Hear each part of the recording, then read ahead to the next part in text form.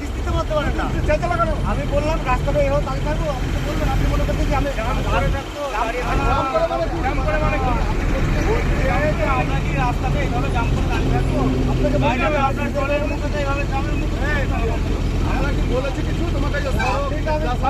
আপনি বলছেন কিরকম বলছেন যে রাস্তা জাম করে দাঁড়াবো, আমি বলছি অলরেডি জাম করে দাঁড়িয়ে আছে, সামনে দাঁড়াবো।